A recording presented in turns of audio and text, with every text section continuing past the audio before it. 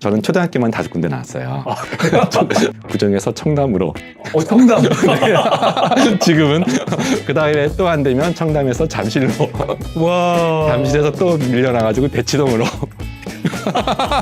어머님이 미용 기술이 있었는데 안삭에 이제 다른 마을 가시다가 4월 초에 비가 부슬부슬 내린 날에 제 동생은 밭에서 혼자 났어요. 횟수를 어떻게? 햇줄 미용 가위로. 근데 그렇게 대학을 끝날 때 네. 마치고 엄청난 또 사건이 있었죠. 맞아요. 그래서 근데 아버지도 저를 못 챙겨주셨거든요. 왜냐면 그분의 삶이 있었고 어머님 일찍 돌아가셨고 그 아이한테 다시 말하고 싶으면은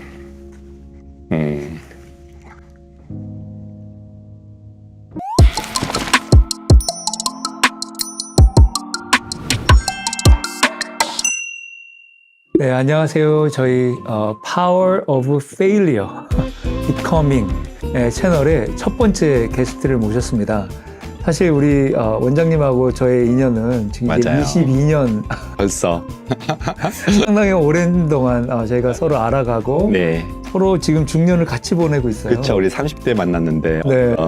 네, 그래서 원장님 소개를 좀 먼저 부탁드립니다. 네, 저는 김경철 원장이고요. 웰케어 클리닉에서 주로 이제 기능의학을 주로 하고 정말 많은 인연들 통해서 제가 여기까지 왔는데 제목이 저는 파워 오브 페일러라고 해서 제가 손을 들었어요. 왜냐면 제가 사람들이 저는 뭐 강남에서 진료하고 있지 허우대 멀쩡하지 일도 불행하지 않았던 사람이 연대 의대 출신. 연대의대 출신이고 그래서 불행해보지도 않았던 사람이 환자들을 다루면서 마음을 위로해준다는 게 너무 추상적인 것처럼 느껴지는데 전 그렇지 않거든요. 그래서 제 얘기를 좀 할 수 있는 기회 주셨다고 단걸음에 달려왔어요. 감사합니다.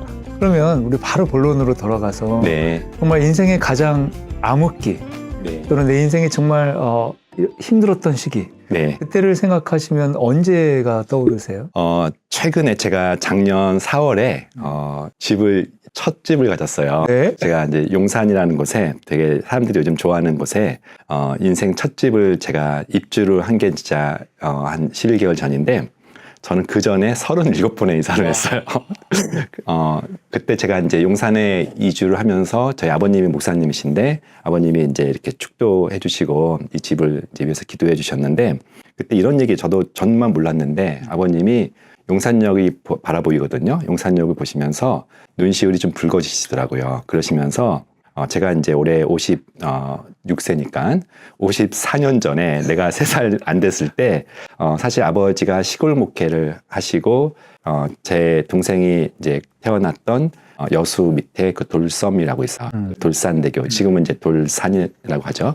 거기서 이제 마지막 목회를 하시다가 발령을 서울로 오셨어요. 지금 중앙대학교 그 병원 자리가 예전에는 중앙대학교 병원이 아니고 중앙대 뒤쪽에 그 당시에는 서울 결핵원 그러니까 서울시에서 운영하는 결핵 환자와 나병 환자들을 보는 그러니까 약간 강남이 개발되지 않았으니까 조금 이렇게 변두리해서 거기에 원목으로 이제 초청받으셨어요. 그래서 아버지가 그게 이제 호남에서는 용산역에서 내리거든요. 근데 정말 지지리도 가난하셨는데 아버지가 주택에 대해서는 말을 못했어요. 행여 집에 없는 것들이 핸디캡이 돼서 안 뽑을까봐 사택은 저희가 알아서 할게요 하고서 그때 용산역에 내렸는데 저희 식구가 제가 이제 셋째인데 저희 누님 2명 또 동생 1명 있는데 달구지 아세요? 달구지? 네. 그 당시에는 이제 70년대 에는 달구지로 그냥 이동수단이었는데 달구지 2대를 빌려주셔가지고 한 대는 저희 애기들 저는 이제 2-3살이고 누나는 6살까지니까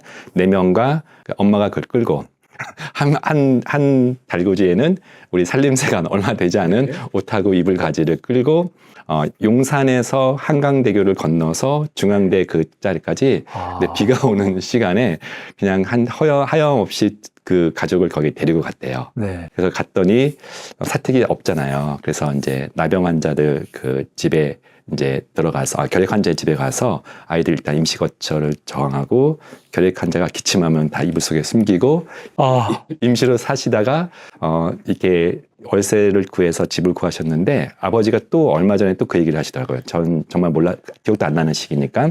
근데 우리 가족들이 다 쫓겨나 있대요. 아버지가 이제 퇴근하고 나오셨는데 저는 울고 있고 온 가족들이 왜요? 그 월세도 못 내가지고 그래서 그냥 뇌동쟁해져서 어머니 우시고 있고 우리 온 내 가족 5명이 울고 있는 것을 보면서 좀 한숨 나왔겠죠. 왜냐면 서울에 왔는데 그 초청받았지만 이제 핫택이 없는 상태에서 어떻게 해보려다가 그것마저도 쫓겨나셨는데 마침 이제 우연히 그 중앙대 이사장님이 그걸 지나다가 어떻게 된 거냐, 왜 우리 원목이 그러면서 자초지종, 아니 집도 안 구해지고 이렇게 했냐 하면서 제 기억에 저의 이제 본적이 흑석동인데 거기에 이제 조그만 집을 구했던 게 어렴풋이 기억이 나요. 와우. 그래서 이제 그렇게 첫 서울을 시작했는데 그다음부터 이제 아버님이 개척을 하시면서 저희 당시에는요 압구정이 지금은 압구정 저는 초등학교만 5군데 나왔어요. 초등학교. 그래서 그때부터 저희 이사에 이제 정말 험난한 시절이 시작됐는데 아버님이 개척을 하시면서 당연히 돈도 없고 아버님은 급여를 받으셔도 다 헌금하시는 분이세요. 와. 그러니까 그 당시에 목회자분들은 그냥 뒤에 안 돌아보세요. 가족 안 돌아보세요. 그냥 어머님이 미용 기술로 어떻게든지 그 생계를 유지하거나 아니면 성도들이 성미로 이제 해서 연명하듯이 저희가 어렸을 때 살았는데 구정초등학교에 이제 국민학교에 입학을 시켰는데 강남이 그때 막 개발되던 때예요. 네, 그때는 구정 완전 잘 나가는데. 아니요, 지금은 그때는 구정초등학교 앞쪽은 다 배밭이었어요. 그래요? 그 웅덩이 있고 그래서 나대지 너무 많고 근데 조금만 집값이 오르면은 또 감당이 안 되니까 구정에서 청담으로. 청담. 지금은 그 다음에 또 안 되면 청담에서 잠실로. 와. 잠실에서 또 밀려나가지고 대치동으로. 저 학교만 잘 나가는 동네만. 그때는 정말 서울은 이렇게 막 비 오면 진흙밭되는 그런 강남에 이제 개발되면서 계속 밀려다가 나중에는 성남으로.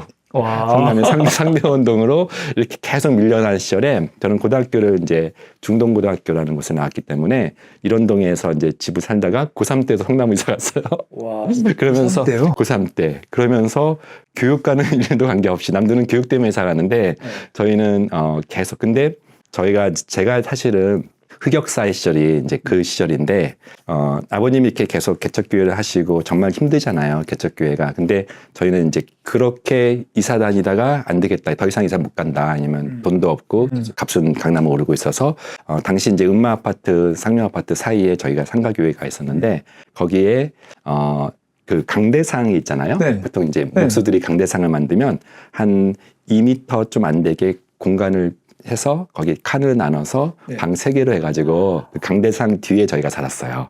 그래서 매우 안정적으로 한 4년을 거기서 살았는데 4년이나요? 네, 근데 문제는 그 시기가 제가 청소년 시기였기 때문에 그래서 그게 얼마나 불편했냐면 상가잖아요. 그리고 사실은 거주지가 아니고 화장실도 공용 화장실이고 뜨거운 물도 없어서 저희 남자인 저도 힘들었지만 이제 누나들은 여자들인데 겨울에 찬물이만 나오고 그것도 이제 남들 오기 전에 씻어야 되고 그래서 후다닥 씻으면서 뜨거운 물 데펴서 이렇게 정말 고양이 세수 고양이 그 목욕하면서 그렇게 4년을 이제 버티다 보니까 근데 그마저도 방이 이제 제 방도 물론 없었지만 저는 이번 이사하면서 제 인생에서 첫 방이 생겼어요. 네. 저는 진짜 제 방이 한 번도 없었는데 이번에 이사하면서 방 하나가 남아서 드디어 그 아내가 너무 안쓰러웠는지 제 서재를 하나 만들어준 게 첫 방이긴 한데 그때는 당연히 이제 공동방이었고 그마저도 주일날 되면은 이제 교회에서 공간이 없잖아요. 네. 그러면 저희가 항상 했던 건 토요일날 짐을 다 싸서 박스에 집어넣어요. 거기를 써야 되니까 그마저도 그리고 저는 이제 초등학교 중1부터 한 고2까지 이제 그 공간을 썼는데 고3 때는 이제 또 성남으로 갔으니까 그래서 그 공간이 저한테는 이제 제가 아주 어린아이였지만 또 교회에 사찰집사가 없잖아요. 네. 그건 제가 사찰집사과 역할을 하는 거예요. 그래서 이게 교회가 또 선교원이라고 그 당시에는 이제 유치원을 같이 병설로 했기 때문에 주중에는 선교원 하다가 주말에는 또 교회를 만들어야 되니까 그 교회 긴 장의자 있죠. 네. 엄청 무거운 거. 그것 안 들리잖아요. 네. 근데 제가 13세, 14세 때부터 사찰을 했기 때문에 중간을 딱 주연 잡고 들면 조금씩 움직여요. 네. 그래서 그거를 10몇 개를 제가 혼자서 놓는 게 저의 청소년. 그래서 제가 약간 어깨가 지금도 벌어진 게 원치 않는 저의 그 운동. 그래서 이제 저 혼자 힘들면은 제 중학교 친구가 와가지고 항상 떡볶이 먹어가면서 이렇게 옮겨놓고 다 청소하고 다시 또 교회 끝나면 주일 끝나면은 다시 또 창고에 집어넣어야 또 그 공간을 쓰니까 이거를 제가 거의 4년 사찰을 했었던 것 같고, 그 다음에 또 이제 제가 아침형 인간이잖아요. 네. 아침형 인간도 다 거기서 나왔는데, 새벽 5시만 되면 어쨌든 새벽, 우리 집 바로 그냥 방음도 안 되는 곳에서 이제 새벽 기도가 시작되니까 무조건 아버지가 9시에 재우는 거예요. 그래서 저는 9시에 자고 4시 반 정도면 이제 일어나서 한 명이라도 더 참석해야 되니까 중학교인 제가 참석하고,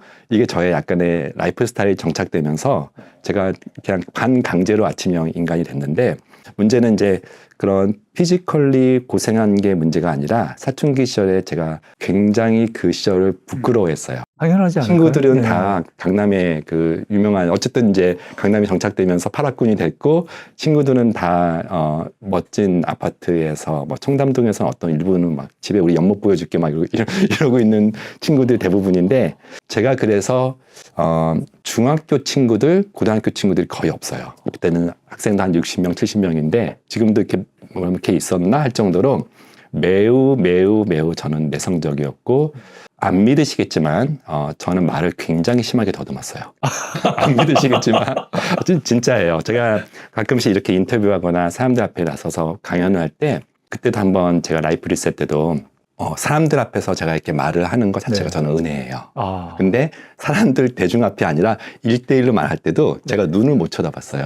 항상 이렇게 눈 깔고 얘기했고, 왜냐면 너무 자존감이 낮은 상태고, 말을 얼마나 더듬었냐면, 제가 여로 시작하는 말을 못했어요.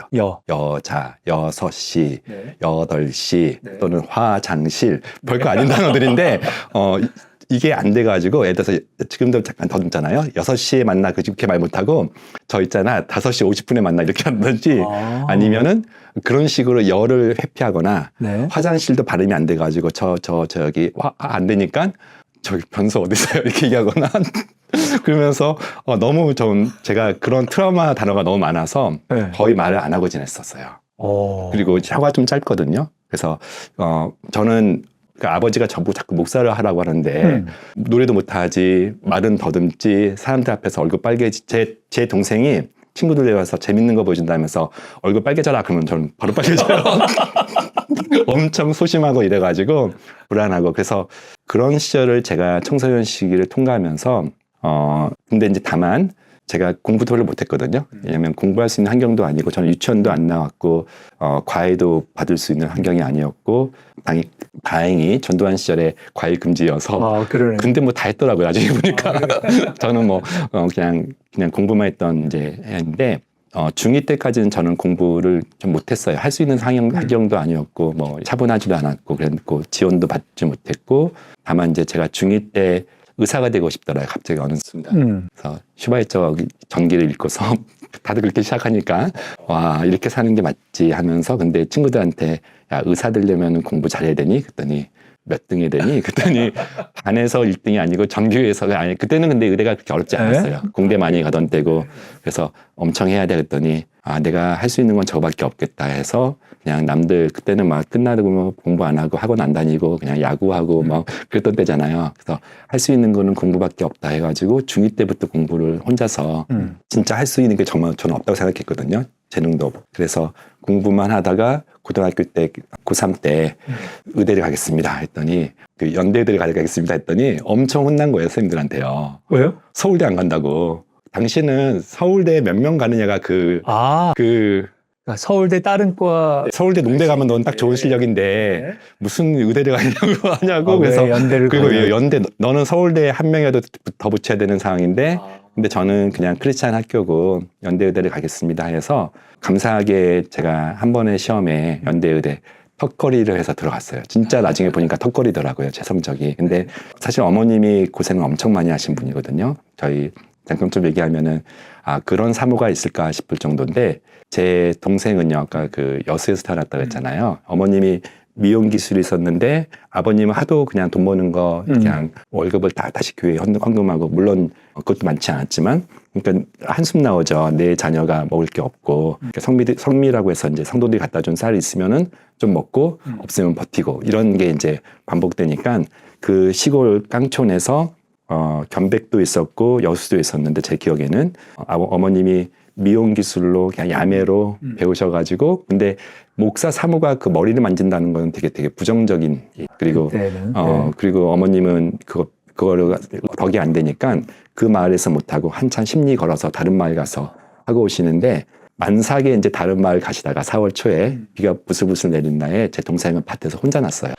아, 혼자 뭐 네 번째 정도니까 이제 탯줄을 어떻게? 탯줄 미용가위로 본인이 탯줄을 자르셨어요? 아니 지나가는 힘들죠 본인도 애기 낳았으니까 네. 근데 지나가는 이제 새벽일 하시는 분들 좀 도와달라고 애기 소리가 나니까 그래가지고 탯줄을 잘라서 묶고 주섬주섬 애기 데리고 다시 걸어서 집으로 오셨어요. 그게 시청자분들은 이게 무슨 근대 시대 70년대 그래서 그 아이는 지금 너무 잘 커서 제 동생은 지금 산호세 장신대 나와서 두 부부가 장신대 나와서 이제 목사 사모로 근데 그때 너무 키가 작아요. 못 먹고 자라가지고 그럴 정도로 또 서울에서 개척하면서 저희는 진짜 이사를 너무 많이 다니니까 아버님은 또 짐이 되게 많아요. 책이 많으니까 맨날 이렇게 묶어 있는 그 책 묶는 게 진짜 일이었는데 또 빨간 노끈으로 근데 무겁잖아 또. 엄청 무겁죠. 정말 지금도 이사 되게 잘해요. 오.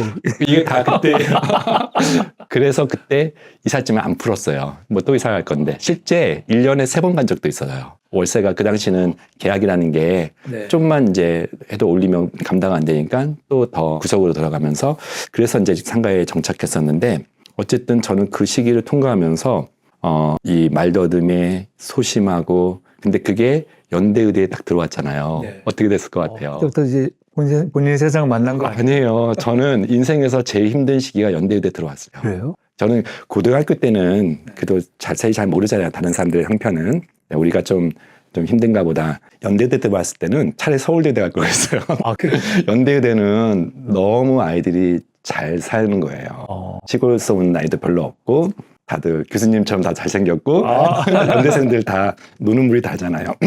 그러면서 저는 점점 저의 자존심은 그리고 공부도 잘 못하겠고 왜냐면 진짜 공부 안 하는데도 막 공부 잘하는 시험 잘 보는 애들이 너무 저는 막 노력형 인간인데 압도적으로 잘하는 애들이 너무 많고 그리고 돈 쓰는 거라든지 저는 이제 바로 과외하면서 이제 벌어서 과외하니까 너무 좋더라고요. 근데 걸어서 부모님한테 이제 보내야 되는 상황이었고 그것도 저는 자취할 돈이 없어서 이제 우리 친척집에 얹혀서 거기 또 과외시키면서 정말 근로를 하면서 저는 대학을 다니던 때니까 이렇게 오늘처럼 이렇게 좋은 이 배양로가 저한테는 생존의 공간이었고 그리고 이렇게 누리기에는 제가 마음의 여유도 없을 뿐만 아니라 점점 친구들하고 비교되면서 제 인생에서 가장 힘든 시기가 저는 완전 루저. 실제 저는 연애를 4년 동안 못했어요. 일도. 왜냐면은 누가 날 좋아하겠어. 그리고 내 동기들이 훨씬 더 잘났는데 과에서도 그렇고 이제 워낙 소심해서 다른 사람들 만나지도 않았지만 동아리도 과 안에서만 했으니까 몇 명 안 되는 여학생들은 다른 애들 좋아하고 있고 그래서 전 지금 제 아내가 첫 연애예요. 첫 연애가 마지막이죠. 그래서 저는 결혼 못할 줄 알았어요. 네. 나 같은 사람이 누가 책임져 하면서 그 대학교 시절이 남들은 다 부러워하는 연대의대가 저한테는 되게 무거운 짐이었고 실제 그 안에서 굉장히 점점 자존감이 떨어지는 이제 애과는 한참 뭐 즐겁게 보내고 저는 본과 때도요. 본과 때면은 이제 공부 진짜 많이 했는데 본과 때도 근로장학생이었어요.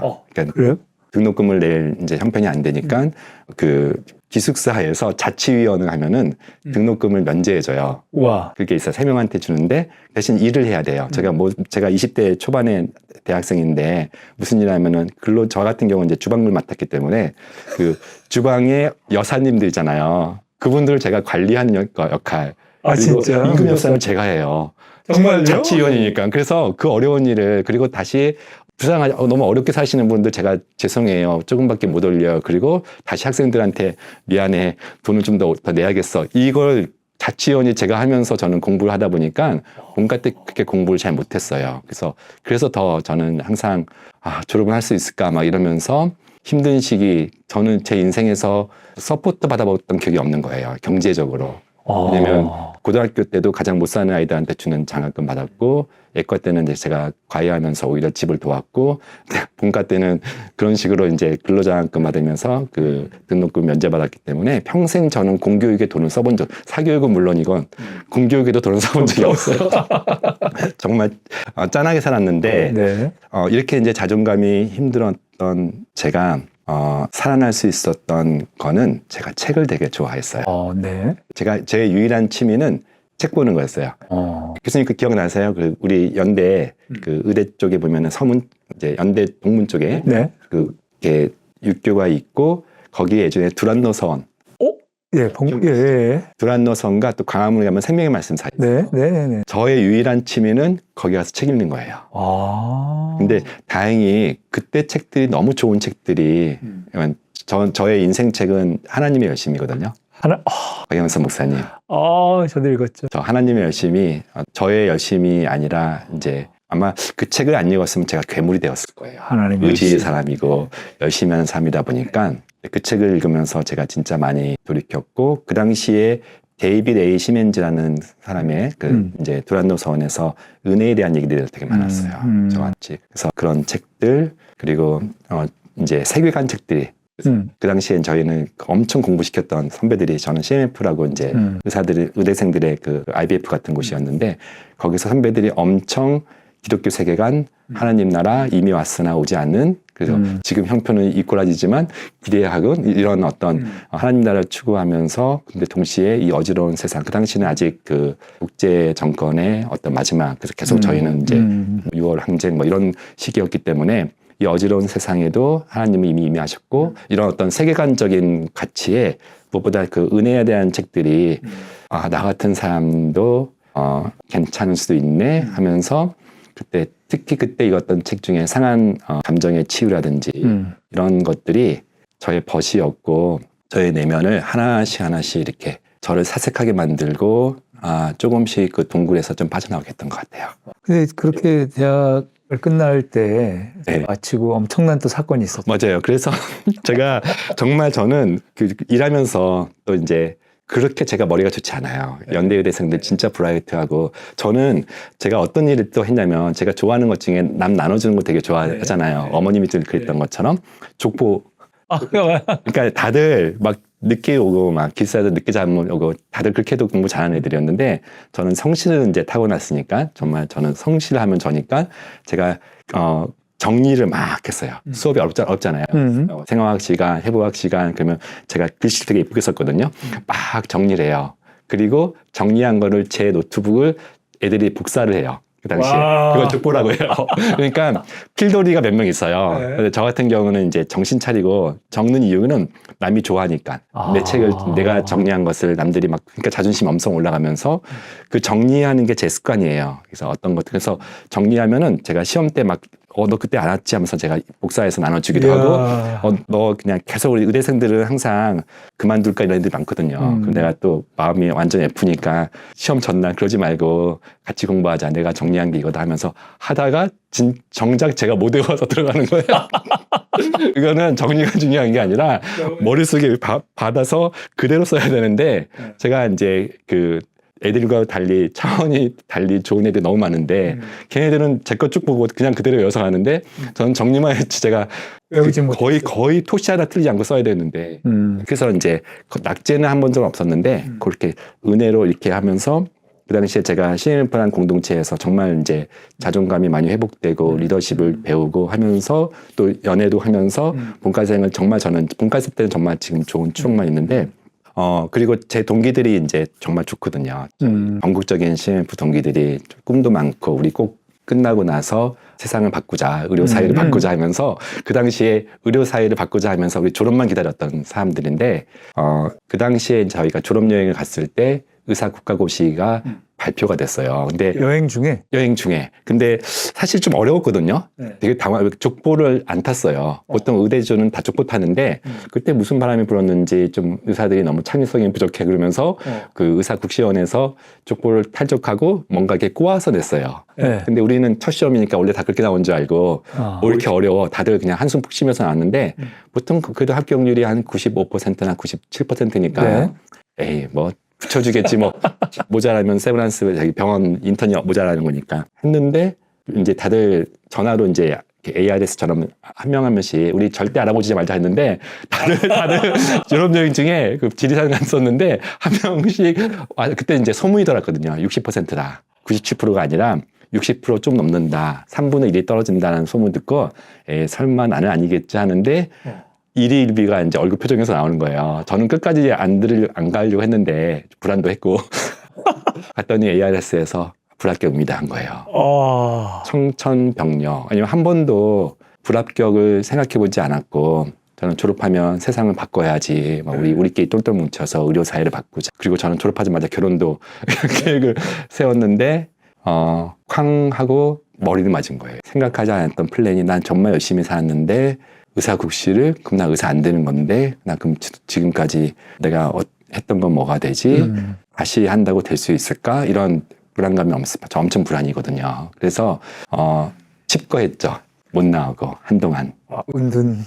왜냐면 부끄럽기도 하고 뭐 할 것도 없었고 맨날 공부만 하던 애가 뭐 갑자기 친구들 이제 인턴 들어가기 시작했는데 할 것도 없었고 이거 결혼하기로 했는데 우리 애비 처가 쪽에는 설명할 방법도 없고 그래서 진짜 네 그때 싫었겠다. 힘들었어요. 힘들었고 이게 하나님 진짜 너무 하신 거 아니에요. 제가 어렸을 때부터 사찰집사처럼 열심히 진짜? 했는데 그리고 제가 뭘 또 잘못했다고 하필 나를 떨어뜨리시냐고 그렇게 해서 좀 원망도 많이 했고 근데 신기하게도 네. 한참 지났잖아요 지금요. 이렇게 물어보시니까 그게 기억나지 그때는 그게 정말 큰일인 줄 알았는데 기억도 안 나요. 이야. 그 사건이 있었고 다시 이제 다행히 구제 시험을 다시 봐줘서 하반기 때 들어가긴 했는데 그럼 6개월을 이제 다시 공부하고 불안한 가운데서 공부하고 막 방황하기도 했는데 정신 차리긴 했어요. 이게 다 의미가 있을 거고 돌이켜 보니까 그때 제가 시험 떨어지지 않고 제 예정대로 갔고 우리는 세상을 바꿀 것이라고 큰 소리 쳤었고 그랬으면은 뭐 바꾸긴커녕 물론 대부분 선배들처럼 무너졌겠지만 그거 말고 저한테 오는 환자들이 대부분 실패 경험이 많고 인생에서 무너진 사람들인데 그때 내가 좌절한 경험이 그전에는 소심하고 불안한 경험이지만 인생 앞이 안 보이는 경험을 저는 잠시 했었기 때문에 그거 안 했으면 제가 지금의 진료를 정말 할 수 있을까. 환자를 말로는 이해합니다. 하지만 네네네. 실제로는 이해 못할 수 있죠. 맞아요. 경험 안 해봤으니까. 안 해봤으면 그냥 그리고 저는 그래서 지금 의사들이 그런 경험이 별로 없잖아요. 대치동에서 잘 나가서 학원 공부해서 승승장구하고 어떻게 보면은 인생의 자기가 주인공 같고 근데 환자는 약한 사람인데 환자를 정말 지식을 설명해서 처방하는 게 맞나. 제가 좋아하는 책 중에요. 헨리 나우엔의 그분은 이제 정신과 의사기도 해요. 네. 기독교 서가를 많이 쓰셨는데 상처 입은 치유자라는 책이 있어요. 제가 그 책을 좋아해요. 물론 그 책은 주인공이 예수님이에요.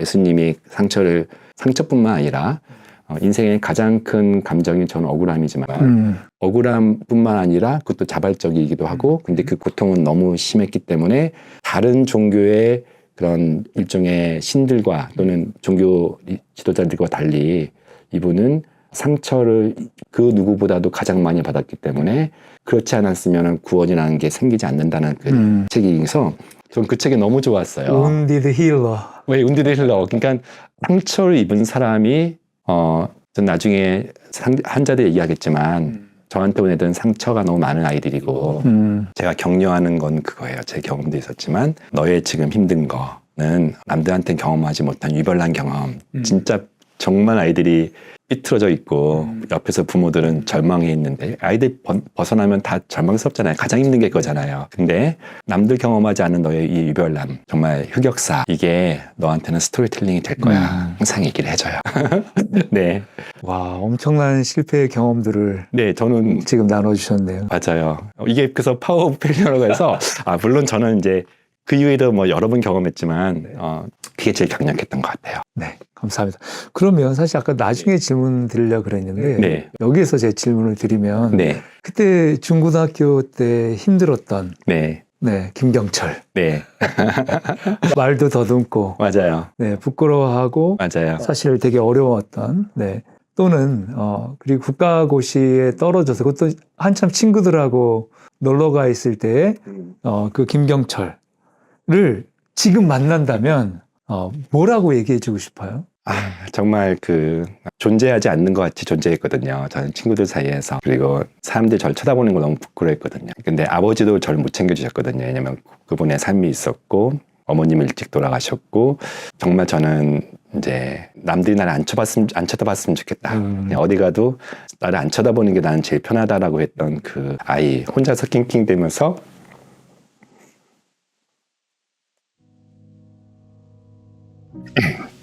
그 교회에서 이제 그 무거운 장을 들고 날라왔는데 이게 왜 날라야 되는지 모르지만 그게 저의 숙명처럼 느꼈던 그 시절, 놀지도 못했고 남들처럼 유복하지 못했던 그 시절에 너무 안쓰럽죠. 근데 그 아이한테 다시 말하고 싶으면은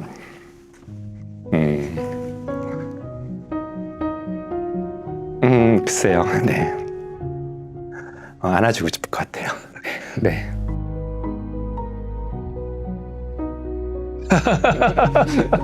뭐 그걸로 끝이지 뭐. 네, 안아주고 싶을 것 같아요. 토닥거리고. 네. 지금 그 마음으로 사실 많은 환자들을 안아주고 계시잖아요. 그분들의 이야기를 잘 들어주시고 맞아요. 사실 상당히 오랫동안 환자들의 이야기를 들어주고 또 제가 병원에 갈 때마다 자꾸 환자를 소개시켜 주잖아요. 맞아요. 저 국시 떨어지고 나서 네. 버터플라이 효과 있잖아요. 네네네. 나비 효과. 원래 제 인생은 저는 파워제이라서 네. 이 불안함을 저는 제이로 극복하거든요. 완전 플랜 A, 플랜 B 다 있고 인턴 끝나고 결혼하고 뭐 이런 게 다 케이스 이렇게 다 무너졌잖아요. 네. 근데 이제 어쨌든 다시 의사에 들어왔지만 1년의 오차가 생긴 거예요. 그 오차 때문에 그의 인생이 저의 계획과는 완전히 토탈리 달라진 것은 조만간 2부에서 말씀드리겠습니다. 의사 국시에 떨어진 게 네.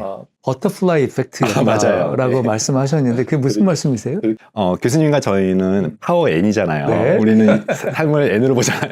이상적인 삶을 살기 때문에 저는 의사대, 어차피 제가 의대에 들어온 것도 슈바이처 박사였고 AJ 크로닌의 성체를 읽고서 마음을 정하고 그렇게 성체에서 나왔던 그 남을 돕는 사람으로 살고자 했던 마음이 커서 AJ 크로닌의 성체는 19세기 영국의 이제 공업시대가 하면서 공업시대의 모순들이 생기는 것들을 의사가 돌아다니면서 약간 환경운동하는 그런 어떤 책이었어요. 또 닥터 노먼 베슨이라든지 이런 어떤 사회적 의사들을 좀 이제 제가 선망했기 때문에 그 당시 제가 본과 다닐 때 코이카라는 제도가 생기면서 군의관 대신에 코이카로 갈 수 있다 해서 무조건 저거다 해가지고 코이카를 지원한다고 저를 마음 먹고 교제하던 아내한테 우리는 결혼하면 코이카를 간다는 전제로 우리는 결혼한다. 와우. 그래서 그럼 다 좋은 얘기니까 오케이 했어요. 그래가지고 이제 했는데 제가 만약 저 같은 이제 플래너들한테는 그 당시 계획대로 하면 인턴 마치고 전문의 마치고 코이카를 지원해야 되는데 핀트가 나가지고 의사국시 때문에 제가 1년이 늦었기 때문에 그에 이제 어쨌든 저는 전문의를 마치고 당연히 이제 아내가 한참 자기 커리어 샀지만 우리 약속대로 3년 나가야 돼 하면서 코이카를 지원을 하려고 했는데 그 전해였으면 애정대였으면 코이카 제 TO가 안 나왔던 거예요. 저 가정의학과 전문의. 근데 제가 이제 그렇게 1년 늦게 나왔더니 코이카 사무실 갔어요. 그랬더니 오셨냐고. 잘 안 오니까 다른 사람들이 잘 안 가려고 하죠. 오지니까 저보고 아마존 가실래요? 파푸아뉴기니 가실래요? 하는 거예요. 아마존. 진짜 물론 코이카가 오지가 많아요. 몽골도 많고 한데 생각보다 더 오지인 거예요. 그리고 파푸아뉴기니는 들어보지 못한 나라고 아마존을 갈래요? 파푸아뉴기니 가실래요? 해가지고 어떡하지? 뭐 둘 다 잘 모르겠는데 아마존 하면 일단 겁이 나잖아요. 그렇죠. 근데 이제 제 그 같이 지원했던 사람이 저 같은 전문의 동료가 아르헨티나에서 의과대학을 나왔기 때문에 스페니쉬를 잘하니까 자기가 아마존을 가겠다 그랬어요. 그리고 저는 그럼 나는 파푸아뉴기니 파푸아뉴기니 어디지 하면서 찾아보니까 저는 아프리카인 줄 알았더니 호주 위에 그 인도네시아 이리안자 옆에 딱 잘라서 생긴 곳에 파푸아뉴기니 여기 가야 되나 보다 하고 원서를 냈어요. 그래서 합격을 했어요. 뭐 지원도 없으니까 안 가려고 하거든요. 군의관이 편하니까. 네. 그 당시에는 해외 가는 게 되게 두려운 시절이었는데 그래서 제 아내 설득해서 그때 아이 3살 정도였는데 우린 갑니다. 장모님 장인어른 안녕히 계십시오 하고서 아내의 커리어를 끊고 지금은 이제 그 대학 교수지만 그 당시에는 그냥 한참 이제 커리어 준비하다가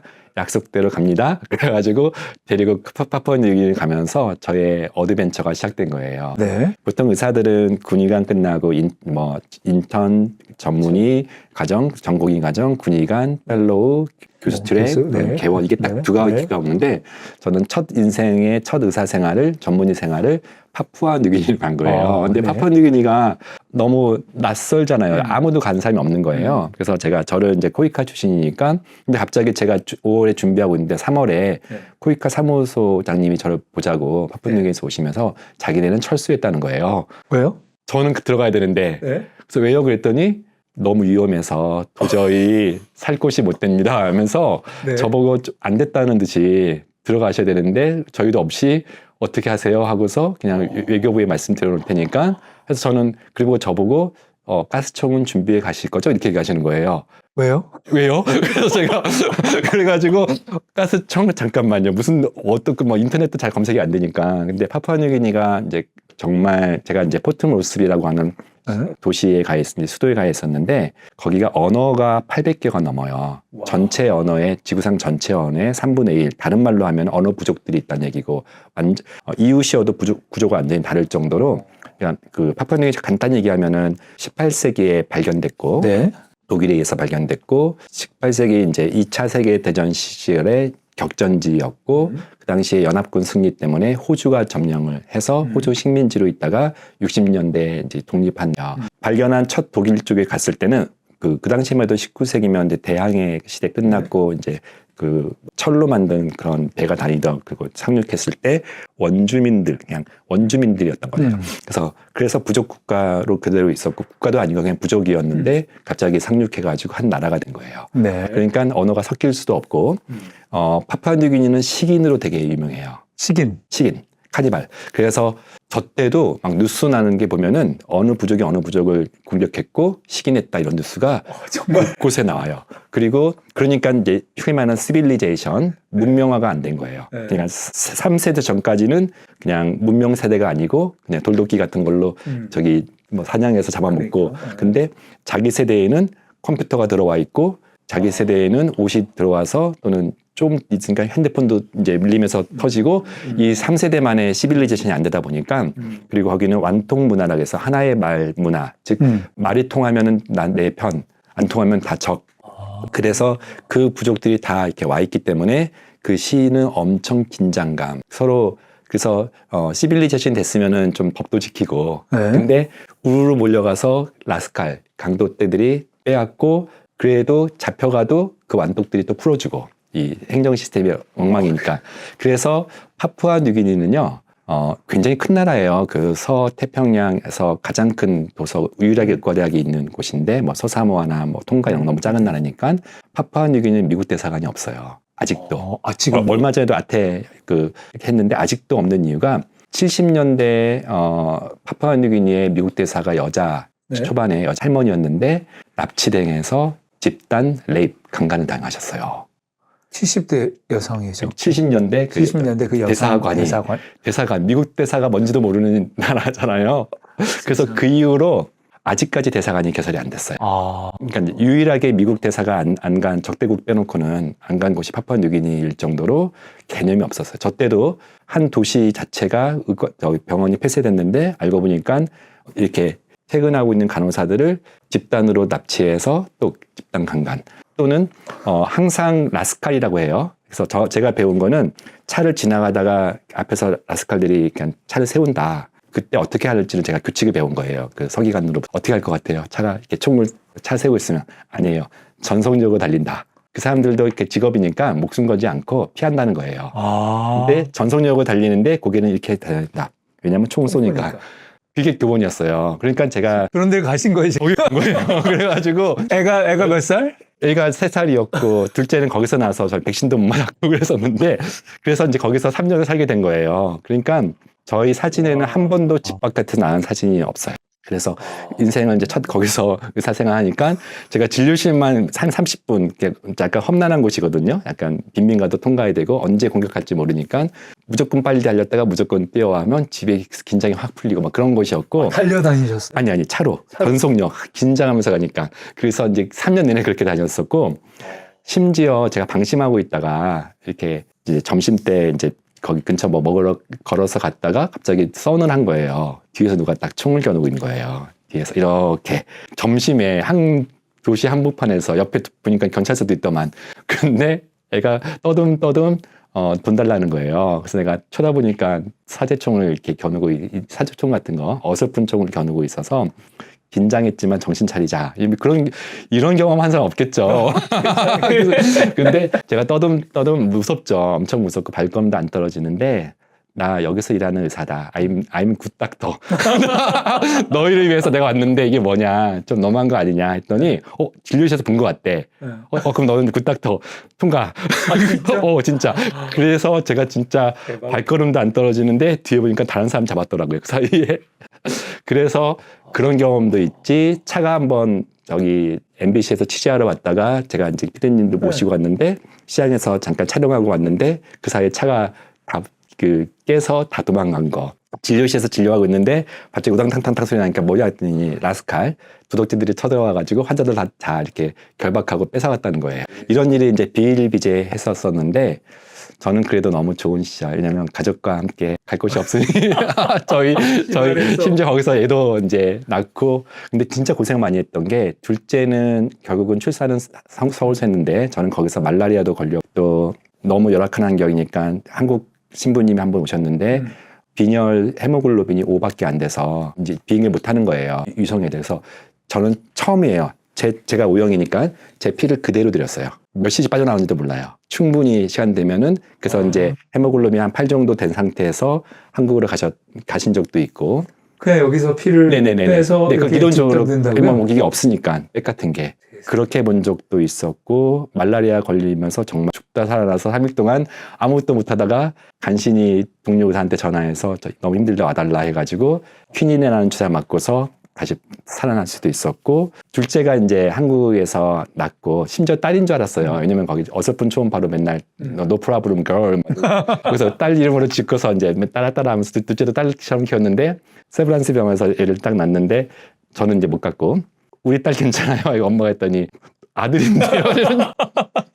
그래서 이제 태아를 다시 이름을 바꾸고 근데 한돌 됐을 때 데리고 온 거예요. 돌 때 이제 비행기 갈아타서 근데 그 당시 애가 오기 전에 EKC 즉 라플로 눈병처럼 이렇게 출혈이 있는 상태에서 낫지 않고 이제 왔는데 오자마자 그 집이 정전이 돼서 개미떼들이 지나가면서 전기를 갉아먹어가지고 거기는 뭐 하나 망가지면 복구가 안 돼요. 행정이 너무 한 2개월 동안 전기가 안 도니까 한여름에 왔는데 2개월을 전기가 안 돌았어요. 신생아 데리고 하니까 팬도 안 돌고 물도 잘 안 나오고 전기로 이제 모터로 해야 이제 해서 냉장고 안 돌고 2달 동안 신생아 1돌짜리 데리고 와서 눈병도 안 났는데 데리고 와서 병원 진료실 보건소 갔다 오면은 다들 바닥에 누워 있는 거예요. 셋이서. 너무 덥고 바닥만 좀 차니까 약간 대리석 같은 거였으니까 그러면서 고생 정말 그러니까 요즘 엄마 아빠들 보면은 우리는 백신도 못 맞았어요. 뭐 맞고 신년이 아니라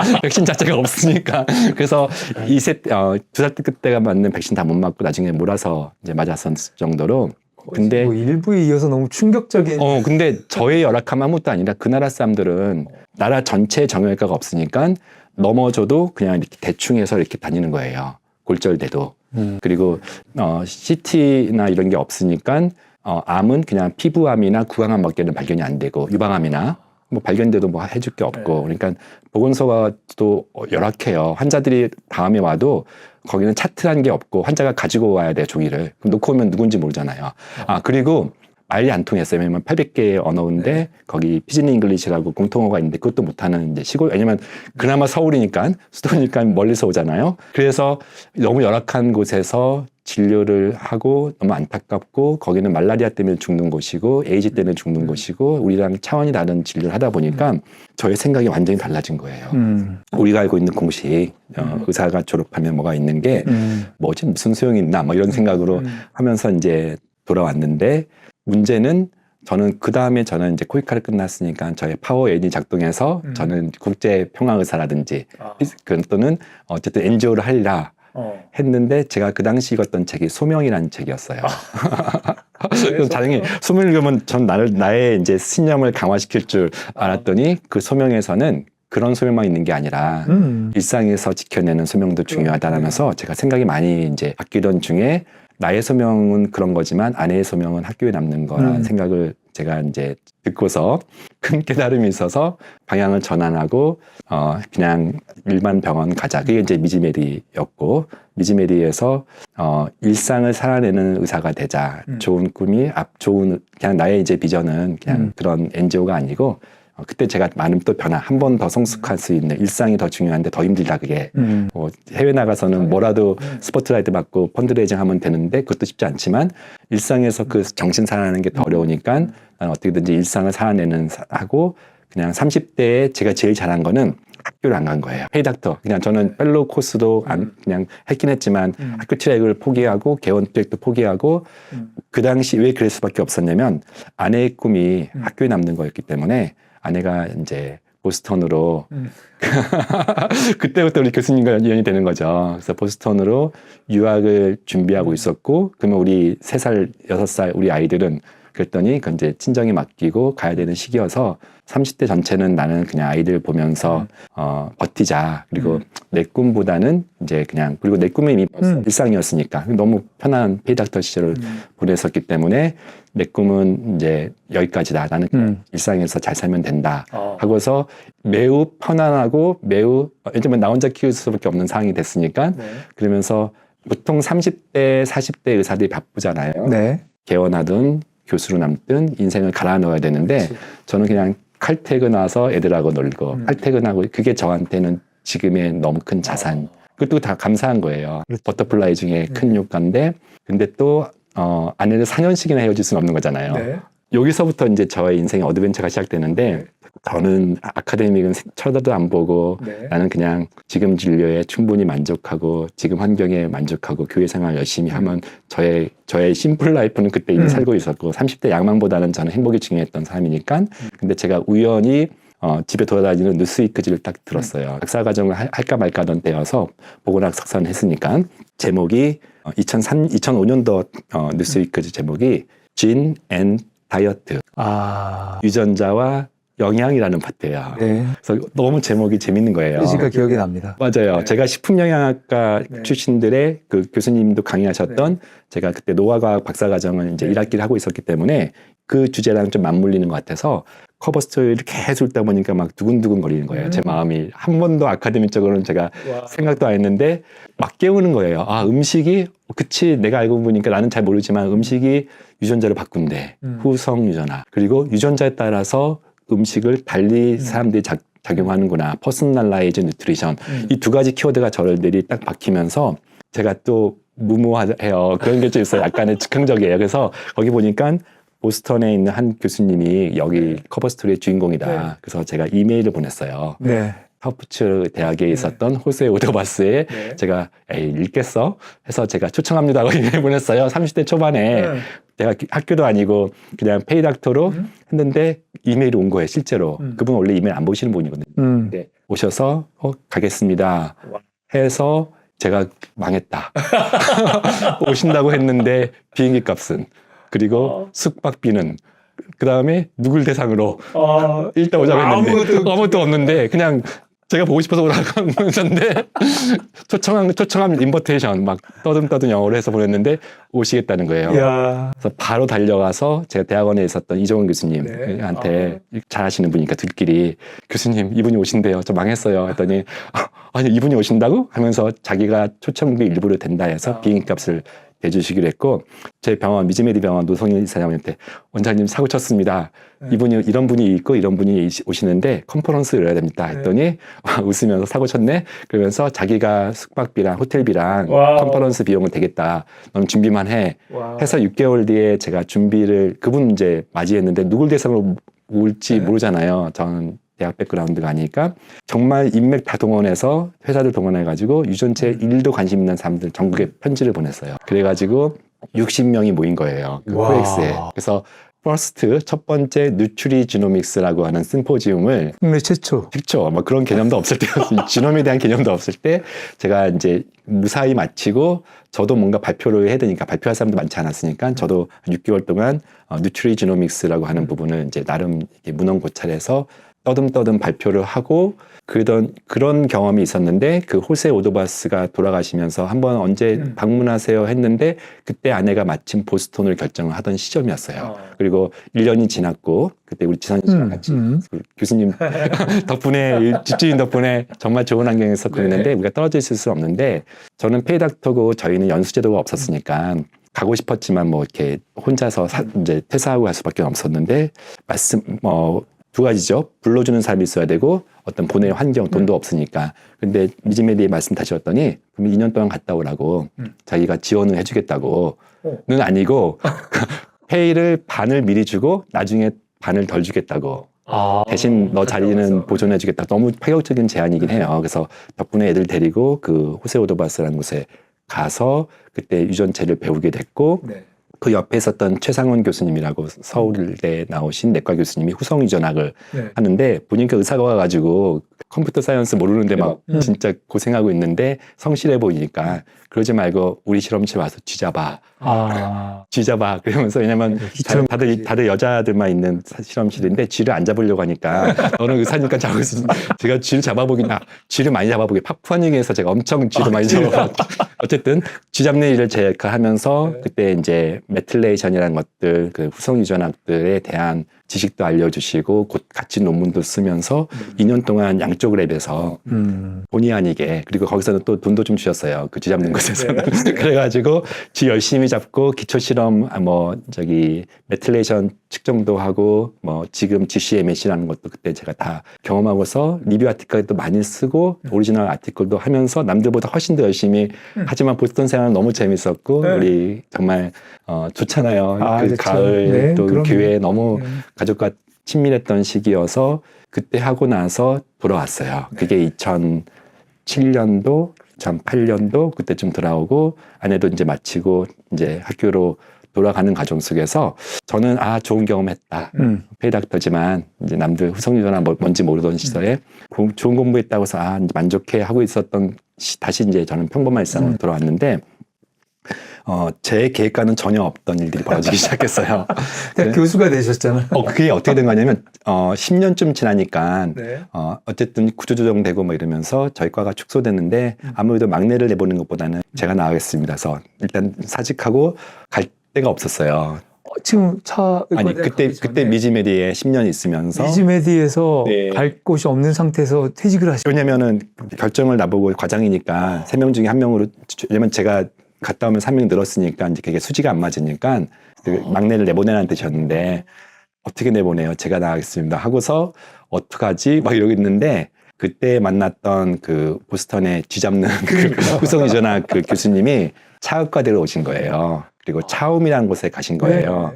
저도 왜 그분이 차움을 갔는지 모르겠는데 보니까 그때 의사였던 저를 그 회장님한테 소개하셔가지고 제가 이렇게 패키지로 가게 된 거예요. 같이. 그래서 그분 밑에서 저는 유전체 세팅을 하고 있는 중에 갑자기 다른 과, 즉 기능의학의 대가 중에 이제 제가 너무 존경하는 그 교수님이 갑자기 다른 곳으로 가시면서 이 기능의학을 진료실, 안티에이징이라고 했던 그 진료실을 맡을 사람이 없으니까 너보고 하라고 하는 거예요.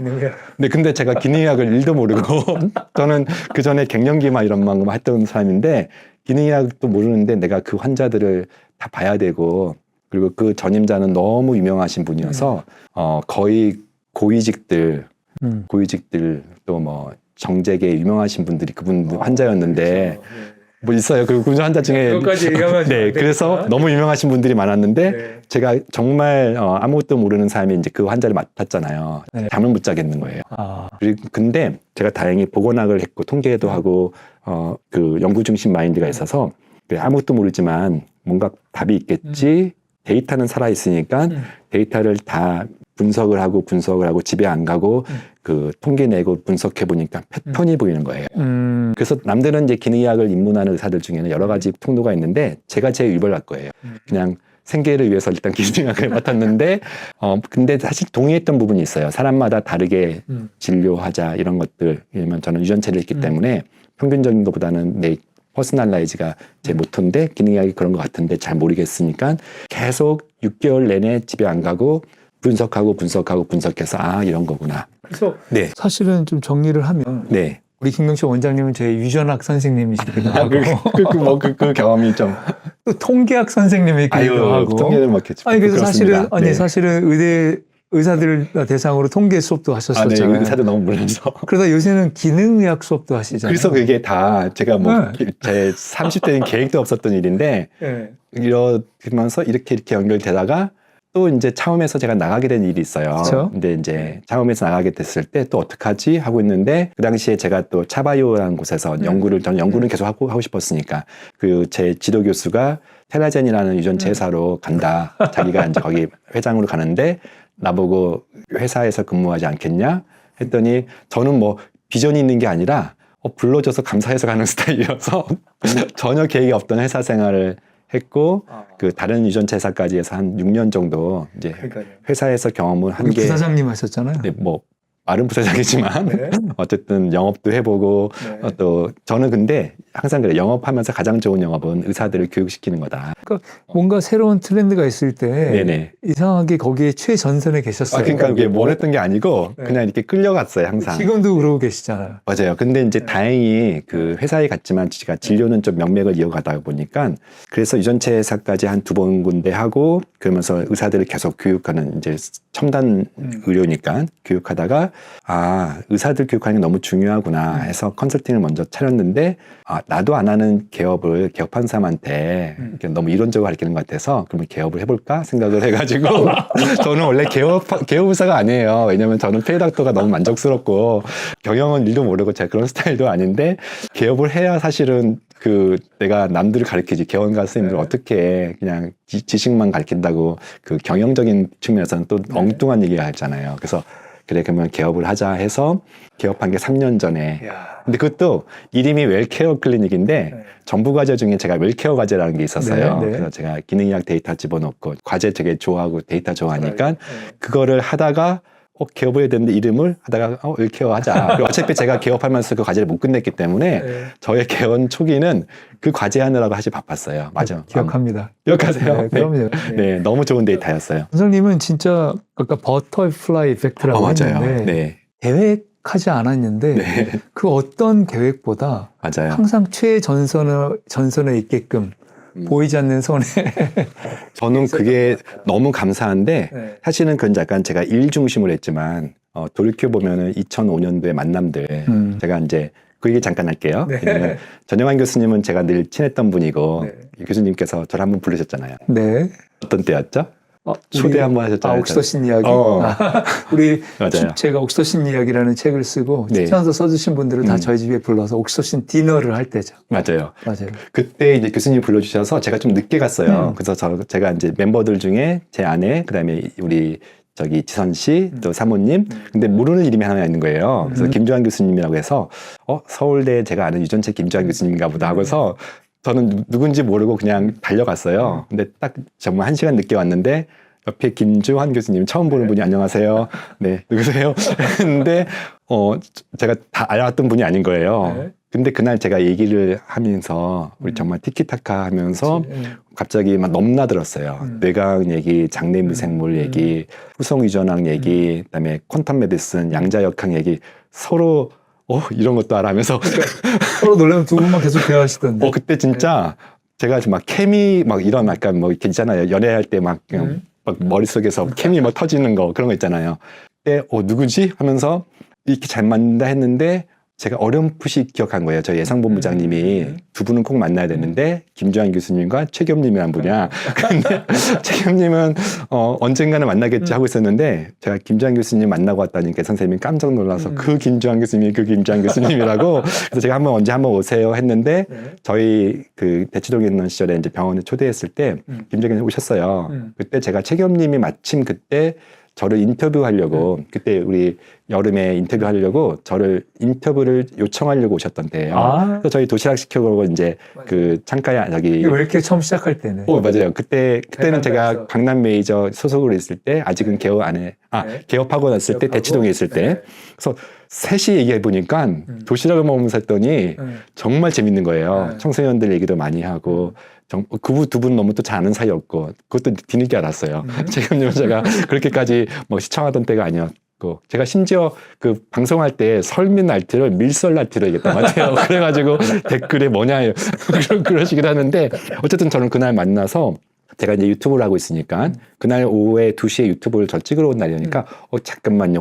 혹시 지금 얘기했던 거 우리 저기 예정 없지만 즉석에서 해줄 수 있어요 해서 그때 너무 그분들의 케미랑 저랑 일만 저희가 하고 싶었던 얘기는 청소년들에 대한 얘기들 너무 많은 불안한 아이들이 저 같은 아이들이 또 양산되고 있고 먹거리가 풍족한 시대에 사실은 잘못 먹고 있는 이 두 가지 불안 그러니까 결국은 저는 이 두 가지가 핵심인 것 같은데 그리고 그 이후에 저는 너무 그분들한테 감동받아서 환자들한테 최겸 영상 보세요 김주환 교수님 영상 보세요 제 진료에서 다 이거 보세요 하다가 제가 이제 겸님께서 저를 이제 그것도 뭔지 모르고 갔어요. 그래서 이상한 무슨 약간의 그 시골에 가면은 저는 안 가봤지만 그 꾼들이 모여서 이렇게 그 비닐하우스 같은 데서 하잖아요. 그런 하우스 느낌 나는 검은색 갔더니 너무 그 안에 시설이 잘 돼 있고 우리 피디님도 그때 계셨지만 그때도 제가 이게 정확히 어떤 의미인지는 모르고 오늘처럼 원래는 한 30분 하면 되나? 근데 4시간 동안 우리 화장실 안 가고 쭉 얘기를 한 거예요. 그때 첫 인터뷰였네. 근데 저는 그 인터뷰 이후에 정말 좋은 환자들, 정말 멋지고 제가 알고 있었던 지식은 정말 일부고 그들은 삶으로 체득한 그 지식들이 저한테 어떻게 보면 확증 편향, 저의 세계를 넓혔고 그분들의 삶 자체가 저의 어떤 결과물이었기 때문에 저는 진짜 많이 배웠고 그때 홀섬님도 만나게 됐고 환자를 통해서 또는 우리 올리비아 교수님도 다 그 연으로 그렇죠. 오시게 됐고 그리고 제가 자폐 치료를 하기 시작하면서 또 그분들이 진짜 많이 우리 교수님 포함해서 이신전심 도와주면서 제가 그때 느꼈어요. 인생은 절대 계획대로 되는 게 아닌데 그리고 인생은 의지대로 되는 것도 아니고 계획도 의지도 아니고 인생은 연결이고 다만 결이 좋아야 결이 좋은 사람끼리 연결된다는 걸 제가 그때 깨달았어요. 근데 지금 사실은 제가 좀 정리를 해보면 네. 사모님의 꿈은 강의하고 학생들 가르치는 거였잖아요. 네. 근데 사실은 그 꿈을 위해서는 그렇게 3년 동안 나가시면 안 되거든요. 네, 엄청 나중에 혼났어요.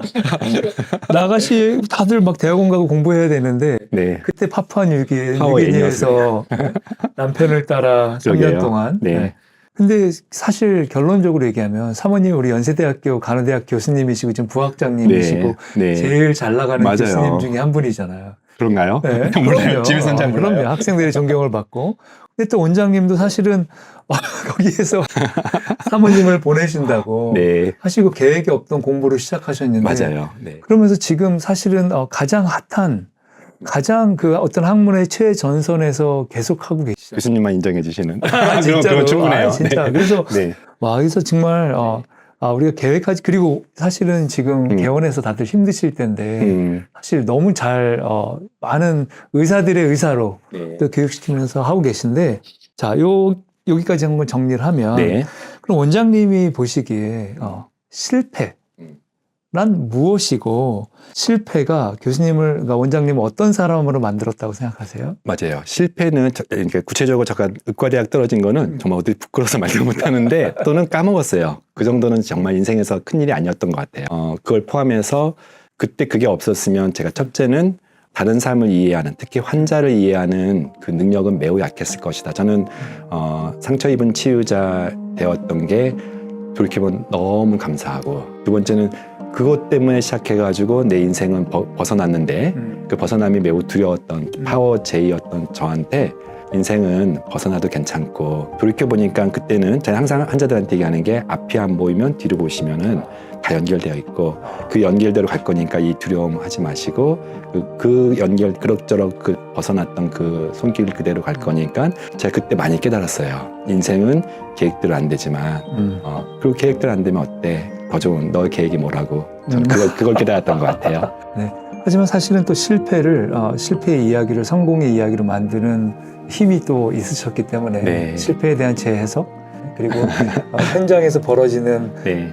전혀 사실은 아까 믿음에 대해 인원을 감축한다고 했을 때 웬만한 사람이면 사실 새로운 신입을 감축했을 거고 여러 가지 상황들 속에서 책임을 안 지셔도 되는데 책임을 지셨던 그런 일들이 사실 생각하지 못했던 그런 새로운 레벨로 더 도약하시는 그런 계기가 된 거를 저는 옆에서 맞아요. 늘 지켜보고 맞아요. 응원하고 있습니다. 늘 불안해요.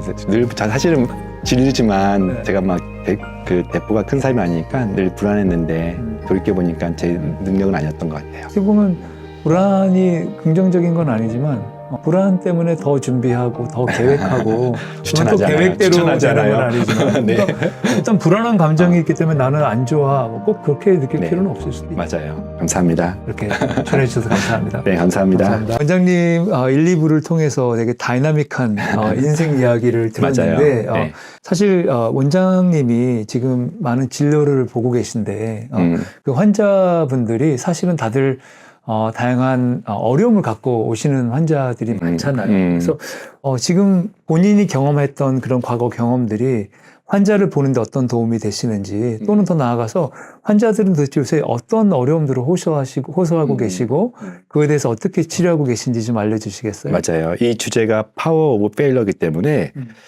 저는 위트니스예요. 매일매일 실패한 사람들을 만나고 그 실패에는 몸이 아픈 것도 있지만 몸이 아프게 만드는 그 과정의 실패들이 그렇죠. 너무 많아서 저는 이제 아침에 8시 반에 진료를 시작하면 5시 반까지 화장실도 못 가요. 거의 왜냐면 저는 이제 15분 단위로 진료 여유 있게 하지만 그 안에 밀도가 너무 높기 때문에 환자 한 명당 15분을 봐요. 저는 세팅을 그렇게 했어요. 그렇게 하면 제 진료의 이제 질이 유지가 안 되는데 그것조차도 너무 짧을 정도로 15분 동안 저는 그 여행을 다니는 게 정말 저는 소망이고 꿈인데 갈 시간도 없지만 저는 제 진료실이 한 3m 제곱미터, 그러니까 1평 정도거든요. 저 1평의 감옥이라고 하는데 동시에 1평의 윈도우라고 돼요. 저는 비록 그 하루 종일 그 안에 갇혀 있지만 환자들 통해서 저는 세계를 구경하고 환자들 통해서 삶을 다양한 삶들을 그래서 저는 항상 물어보는 게 직업 물어봐요. 네. 또는 이제 아이들이 있으면 몇 살인지 물어보고 아니면 스트레스 역동을 파악하려면 그거 모르고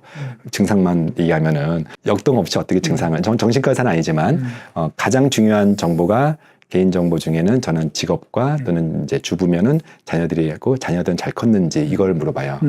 대부분 요게 힘든 경우가 많고 직업도 여러 가지 다이나믹이 있고 좀 팀장이냐 최근에 옮겼냐를 별 쓸데없는 얘기를 환자들한테는 들어요. 근데 저한테는 이게 너무 소중한 정보인데 그 과정에서 내가 증상이 소화가 안 돼요. 내 증상이 설사 때문에 내 증상이 무기력해요. 피곤해요. 잠을 못 자요. 관계없이 역동 없이 사람이 증상이 생기는 건 절대 아니기 때문에 저는 그 소중한 정보를 통해서 때로는 너무 재밌는 것도 많아요. 막 직업도 너무 다양하잖아요. 그래서 그 안에서 막 이렇게 조연출의 세계도 알고 고생하는 그러면 제가 이제 아는 척을 하죠. 저는 다른 사람 들은 거 가지고 비슷한 직업 한 번도 경험했으니까 그리고 무슨 대학교를 나왔으면 저 연결시켜줄 사람이 있어요. 이렇게 하고서 저는 저희 진료실에 만남의 장이기도 해요. 그러네요. 항상 제가 잠깐만요 하면서 연락해서 혹시 다음에 이 사람하고 진짜 저는 서로 할 정도로 저는 갇혀있는 1평이지만 3 곱하기 제곱미터지만 정말 저는 세상을 보는데 제가 보는 세상은 해피하지만 않아요. 왜냐면 저한테 오시는 분들은 제가 저도 이제 제 인생도 다이나믹했지만 이혼은 아무것도 아닌 거예요.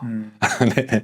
이혼은 아무것도 아니고 제가 너무 자세히 말하면 개인정보여서 그렇죠. 네. 근데 허걱할 정도로 뉴스에도 나오기 힘든 내용들을 저는 진료실에서 너무 힘들게 듣는 적도 있고 평범하게 왔지만 그 마치 빙산의 일각만 증상으로 보이는 건데 저도 두려울 정도로 이 밑에 거 그래서 제가 요즘은 저희 병원에 심리 상담도 세팅하고 심리 판정도 세팅하고 이거 나 혼자 안 된다 감당이 안 된다 할 정도로 힘든 근데 공통적으로 가장 물론 이제 어른들도 힘들어하고 예를 들어서 전문의 판사님도 힘들어하고 다 힘든 지점들이 있어요. 근데 어떤 분들은 인생 60대에 가장 위기인 사람도 있고 어떤 사람들은 40대에 경제적이든 육체적인 힘든 건데 가장 안타까운 거는 10대 또는 그 전에 아이가 질병이든 질병은 아니어도 벗어나기 시작한 듯 이제 저는 이제 예를 들면 제 환자 중에 암도 경험했고 이혼도 경험했어요. 제가 이게 더 힘드냐 이게 힘드냐 아니면 지금 아이 때문에 힘든 게 더 힘드냐 하면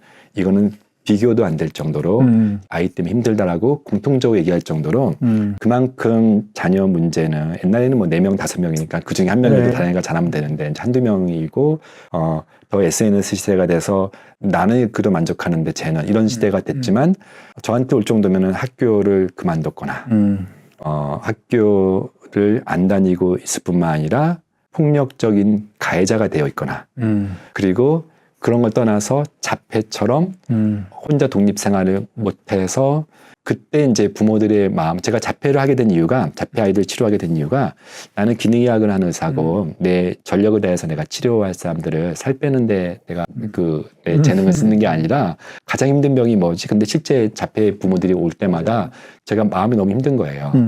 저는 잠깐 보지만 저분은 저 아이를 데리고 그러니까 애들이 막 여기서 액팅아웃하고 막 주변 소롭게도 저는 그게 불안한 게 아니라 다른 환자한테 전전긍긍한 게 아니라 어떡하지 저 아이를 데리고 가는 집은 이런 생각 때문에 근데 자폐는 뭐야 의사들이 진단만 하지 치료를 얘기를 안 해줘요.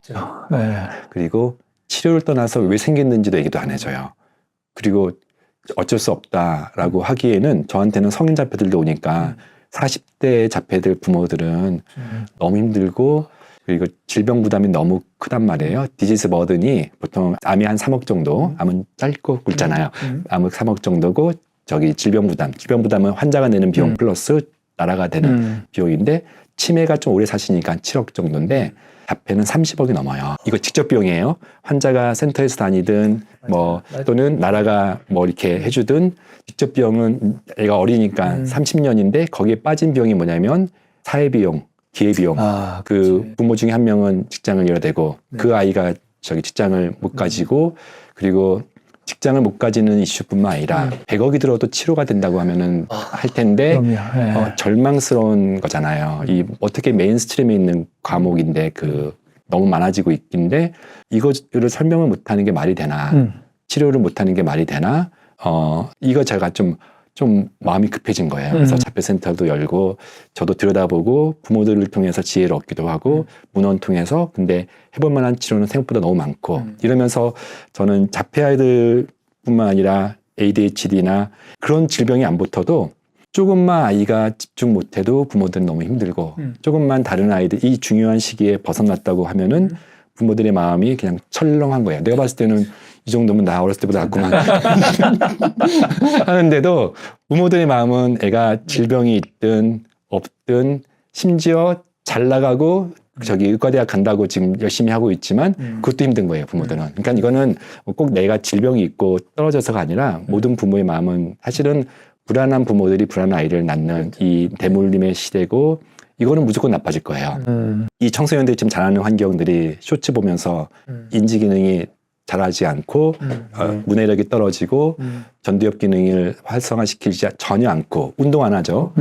그다음에 먹거리가 저는 장내미생물 검사하면은 청소년들이 특히 티네이저들이 제일 안 좋은 거는 걔네들의 먹거리가 무너져 있을 뿐만 아니라 개선될 여지는 전혀 않고 그래서 우리가 언젠가 정말 저희가 혼문이 되어서 나라를 진짜 크게 저희가 김전 교수님이 제일 영향력이 크시고 최경님 영향이 크시니까 또는 이제 교수님 저희가 다 같이 모여서 하고 싶은 게 먹거리 바꾸고 SNS에 금지까지는 아니더라도 전두엽을 망가뜨리는 이 두 가지 요소를 저는 캠페인을 좀 벌였으면 좋겠다는 생각이 들 정도로 근데 그런 이제 어려운 사람들을 보니까 저는 매 진료실이 좀 긴장이 돼요. 근데 이제 사실은 아까 우리 파워 오브 페일리어 앞단에서 우리 얘기하셨지만 원장님의 그런 다양한 경험들, 사실 아까 불안에 대한 말씀을 많이 하셨는데 그랬던 경험들을 알고 계시고 본인이 경험하셨기 때문에 지금 불안해하는 환자들을 대할 때 좀 마음이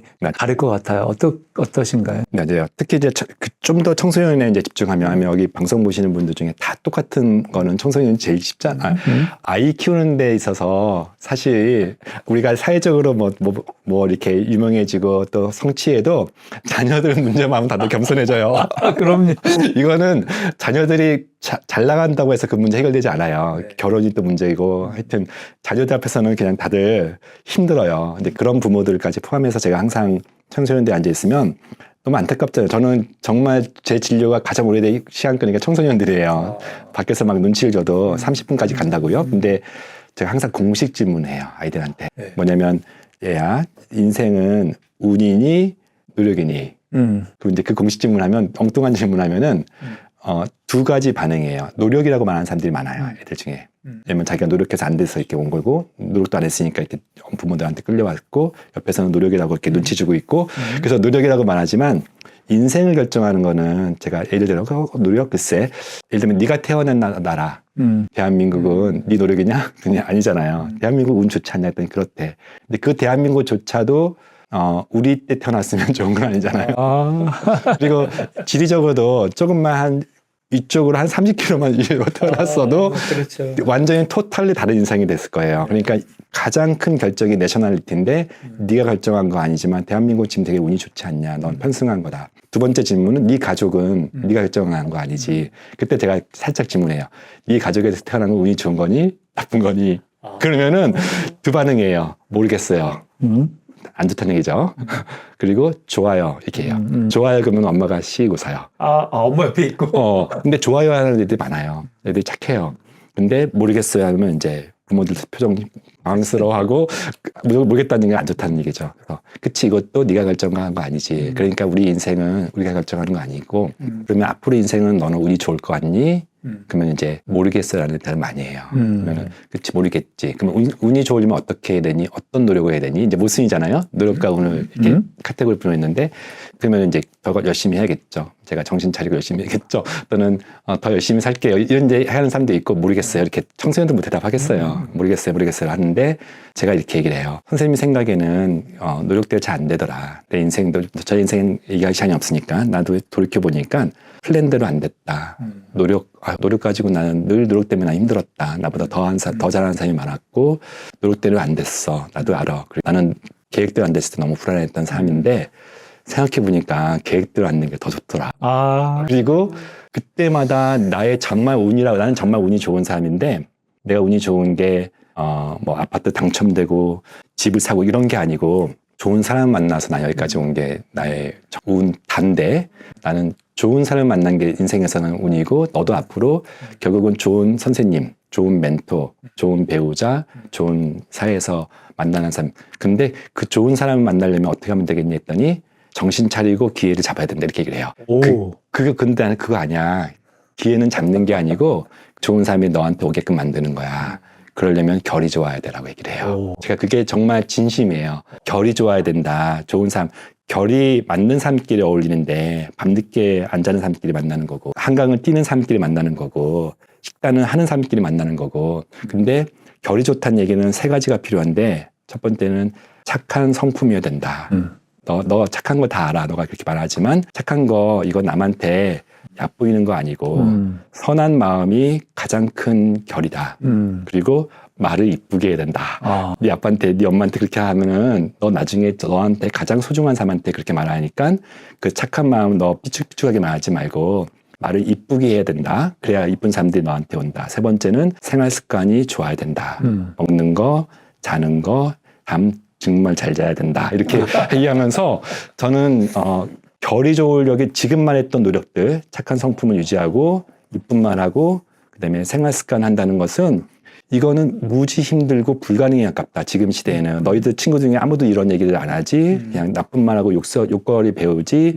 그다음에 밤늦게 자는 거 그때 저기 대화하는 거 너무 당연한 시대지. 일찍 자는 거 이상하게 보이고 먹는 거 두바이 쫀득 쿠키를 찾지. 우리가 말하는 건강한 식단을 얘기하는 너희 친구들 없잖니. 완전히 시대를 거스르는 건데 너가 공부하는 수준의 노력과는 비교도 안 되고 너 그 노력 실패한 건 아는데 이거는 아무도 노력하지도 않고 어떻게 보면 불가능하지만 그래도 네 엄마가 있잖니 여기까지 데려온 네 엄마 말하는 거 다 맞아. 엄마가 말했던 사람이 김주환 교수님이야. 근데 영상 보여주면서 엄마가 말했던 사람이 그 최경님 이렇게 생겼어. 너 콧등도 안 했던 얘기가 엄마는 노력하지 않니. 근데 너희 엄마를 존중하고 또는 반대로 엄마도 그런 모르는 사람이 있어요. 엄마의 결이 좋아야 된다고.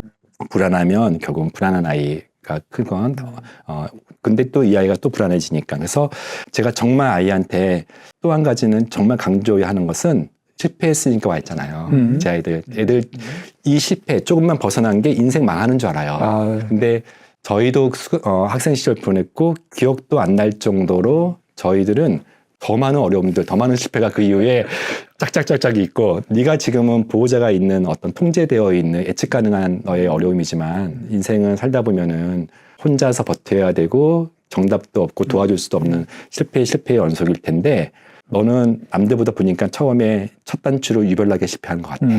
그게 너한테 얼마나 좋으니 너한테 스토리고 AI 시대에는 살아남는 사람은 휴먼 터치랑 스토리밖에 없는데 너는 이미 유별난 경험 너한테는 이게 저주 같고 너한테는 너 인생을 망치고 이제는 여기서 벗어나면 다시는 돌아오기 힘드니까 너의 불안은 더 가중되겠지만 전제 조건은 여기 잘 극복하자. 너가 극복하면은 언젠가는 내가 너한테 얘기하는 것처럼 너의 그 극복 스토리를 너는 다른 사람한테 얘기할 거야. 그게 너한테는 가장 큰 무기가 될 거야. 이렇게 얘기를 해요. 또 울컥했네요. 와. 지금 결 이야기는 우리가 8개국어로 번역해서. 네, 모르긴 뭘까요? 아니, 근데 진짜 알려야겠는데. 당장 저도 제 아들에게 해주고 싶은 이야기를 또 저를 대신해서 맞아요. 해주셨고, 지금 사실 청소년 걔들도 많이 힘들어요. 근데 걔네들한테 힘들어하는 아이들한테 되게 인사이트를 주시는 얘기를 해주신 것 같아요. 정말 도움이 됐으면 좋겠어요. 진심으로. 진료실에서 이 얘기 못해요. 앞으로는 이거를 잘 저희가 유튜브에 넣어놨다가 나의 실패 스토리를 듣고 싶으면 사골처럼 물어보죠. 이거를 봐 하고 저희가 이 디지털 치료제로서의 역할을 하도록 하겠습니다. 네, 저는 지금도 매일 실패해요. 사실은 큰 실패 아니라 저는 매일 실패는 환자가 낫지 않는 것도 저한테는 큰 상처가 되고 직원들이 떠나는 것도 저한테는 늘 상처고 늘 안전문제를 다만 저는 이제 여러 번 실패 경험을 하다 보니까 또는 다른 사람의 실패가 저한테는 체득되다 보니까 실패도 괜찮아. 그리고 이게 내 힘으로 그러니까 돌이켜보면 내가 안 보이는 거예요. 돌이켜보면 일단은 도와준 사람들, 결이 맞는 사람들, 그리고 그 뒤에 있는 나의 스토리 뒤에 있는 히스 스토리가 그래서 나의 스토리가 된 것처럼 그래서 저는 이거보다 더한 시절도 있었는데 아니면 지금이 제일 힘들어도 돌이켜보면은 다 이렇게 내 힘으로 그러니까 내가 막 정신 차리지가 이게 아니라 그분의 도움을 받자라고 저는 늘 얘기를 해요. 매일 실패해요. 진짜 사소하게 이렇게 말을 하지만 진짜 제가 매일 힘든 삶을 사는데도 그래도 정말 좋았던 경험들 인생 행복했던 봄날 같은 기억의 경험이 아니라 무너졌지만 일어날 수 있는 매번 일어났던 그 경험들이 다만 내 힘으로 일어나지 않았던 그 경험들이 저는 너무 저를 감사하게 만드는 것 같아요. 감사합니다. 사실 이렇게 나누기 쉽지 않은 이야기들인데 그런 얘기들을 장시간 동안 이렇게 나눠주셔서 감사하고 정말 우리 지금 매우 힘들어하고 있는 혹시 밖에 살고 있는 그분이 있다면 마지막 한 말씀 얘기해 주시고 마치도록 하겠습니다. 네. 인생의 힘든 시기는 사람마다 다른 시기에 오는 것 같아요. 아마 지금 가장 힘든 시기를 사시는 분들은 사실은 그 다음부터는 찬란할 거예요. 왜냐면은 우리가 이제 좀 식상하게 들리겠지만 새벽이 오기 전에 가장 어두움이 근데 끝까지 어두움으로 남을 것이냐 아니면 인생의 순환을 믿고 넘어졌지만 일어날 수 있고 그것이 내 힘이 아니라 다른 사람의 도움으로 그 도움을 위해서는 내 마음이 결이 좋아야 된다는 것들을 꼭 기억해 주세요. 쓴 마음을 먹고 억울함을 가지고 이것을 악으로 버틴다고 일어날 건 아니에요. 저는 그렇다고 저처럼 자존감 떨어지고 끝없이 동굴로 들어간다고 이럴 것은 아니에요. 그래서 내 힘대로 안 된다. 그러나 내 결이 좋다면은 언젠가는 결이 좋은 사람이 날 이끌 것이다. 그 마음 믿고 좀 이겨내 주시기 바래요. 아유, 감사합니다. 사실 우리 공동의 지인 중에 이지선 그렇죠. 너무 좋아요, 지선 씨. 네. 이지선 교수님이 방송에 나오셔서 본인의 화상 경험과 그런 어려운 경험들을 동굴인 줄 알았는데 터널이었다. 제가 어제도 지선 씨 얘기하면서 환자 중에 피해자 경험이 너무 힘들거든요. 인생에서 가장 강렬한 게 억울함이고 억울함은 자기가 하지 않았는데 무고 당하는 거, 했는데 인정받지 못한 거, 했고 인정받았지만 다른 사람이 더 인정받는 거. 맞아요. 이게 모든 것들이 크든 작든 억울함은 그 사람을 매우 초라하게 만드는데 지선 씨처럼 자기가 하지 않았는데 갑자기 화상을 입는데 지선 씨 표현 중에 제가 항상 환자들한테 옮기는 게 사고를 당했다라는 표현을 안 쓰고 사고를 만났다는 표현을 자기는 피해자가 아니고 경험자였고 맞아요. 그 경험이 지금 이렇게 했다는 것을 저는 꼭 그분처럼 격렬한 경험은 아니더라도 당했다 그 사람 때문이다 하면 평생 못 벗어나니까 그 사람 덕분이다 그 사람 때문에 내가 맞아요. 살 수 있다고 좀 이해했으면 좋겠어요. 그 터널은 이제 재밌는 게 네. 동굴인 줄 알고 들어갔는데 거기서 못 나올 줄 알고 터널로 나오잖아요. 그러면 그게 지름길이었어요. 그렇죠. 지선 씨. 알죠. 그래서 우리 네. 사실은 다양한 사건들에 우리 노출되어져 있지만 결국에는 그런 사건들과 실패를 우리가 어떻게 해석하느냐에 따라서 우리 인생의 방향이 앞으로 결정되지 않을까 생각하는데 오늘 나눠주신 그런 귀한 경험들이 많은 분들에게 큰 힘이 됐으리라 생각합니다. 네. 이렇게 바쁘신데 출연해 주셔서 감사합니다. 네, 감사합니다.